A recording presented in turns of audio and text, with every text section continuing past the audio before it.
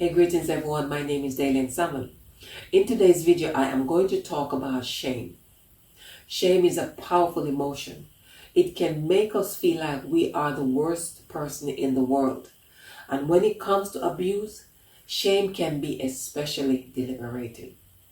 But before I get into the topic, allow me to do the official first. Stay right there because I'll be right back.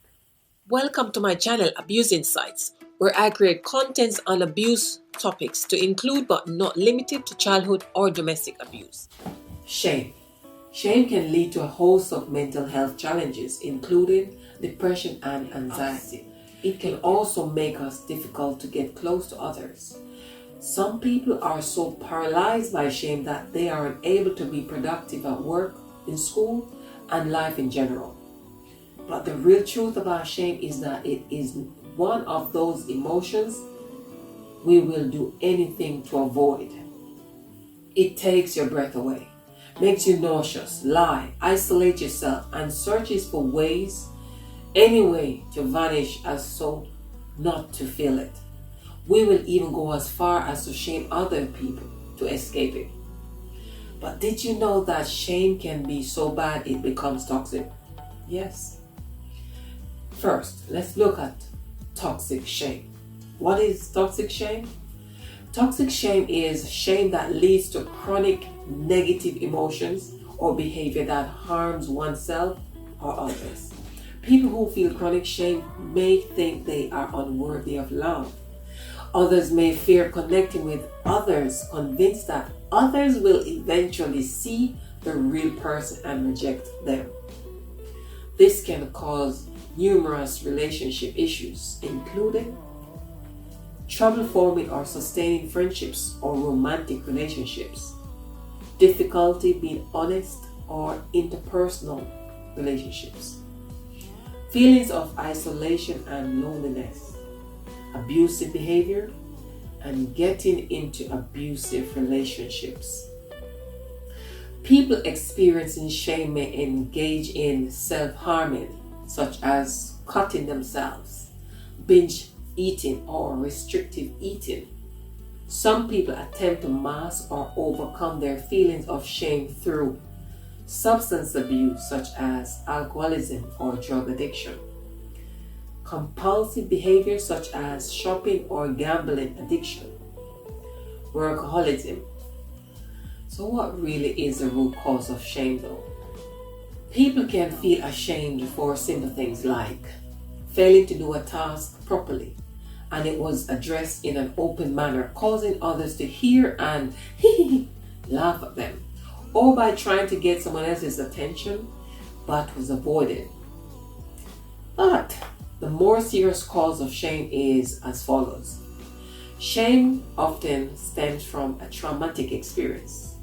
A person may fear that they deserve the trauma experience, guilt and shame about having survived, or feel ashamed of sexual or other abuse. You might ask someone that you've known to be abused to tell you a little about how he or she has been feeling since the abuse happened. I just feel so ashamed, like it's my fault that it happened.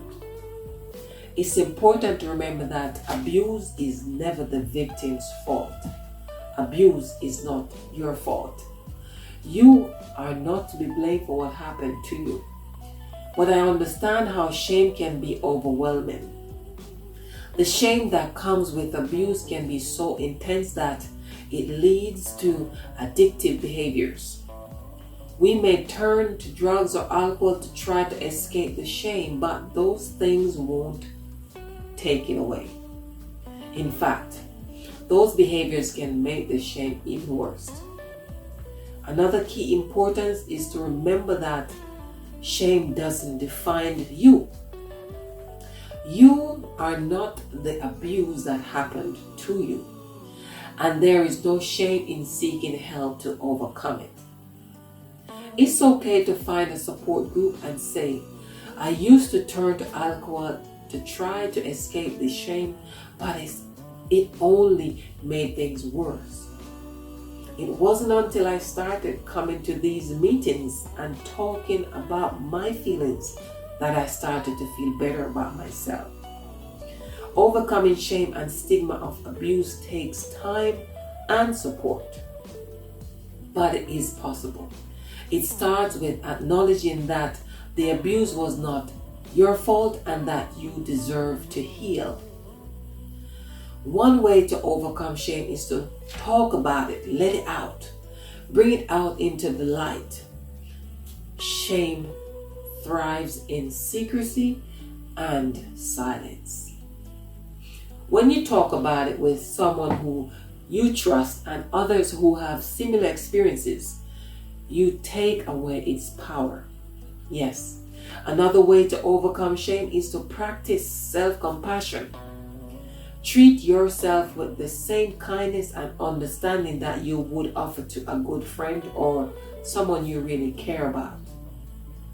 And remember that you are not alone and that you are worthy of love and respect.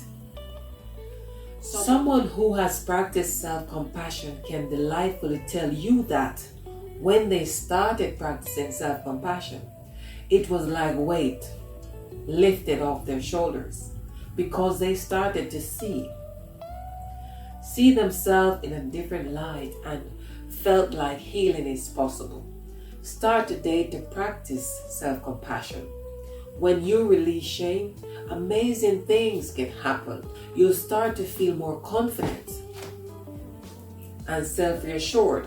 You'll start to believe that you are capable of great things. Seek help for shame to identify shameful emotions because shame is linked to feelings of unworthiness and low self-esteem.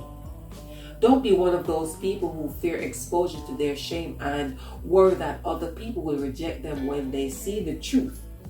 Those are self-defeating thoughts.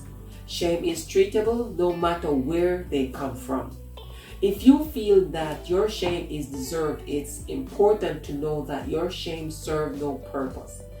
Instead, it may cause you to harm yourself or others. When you release shame, you open up a world of possibilities.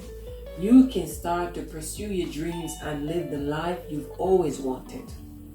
Reducing shame caused by abuse can be a long and difficult process, but it is possible. It starts with acknowledging that the abuse was not your fault and that you deserve to heal. And that is my share today on this topic.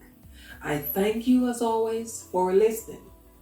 Please like and share the videos with others. And until next time, do take care. God bless you. Thank you for watching. If you have not yet subscribed, why not do so today? And if you have listened to this video this far, please click the like button.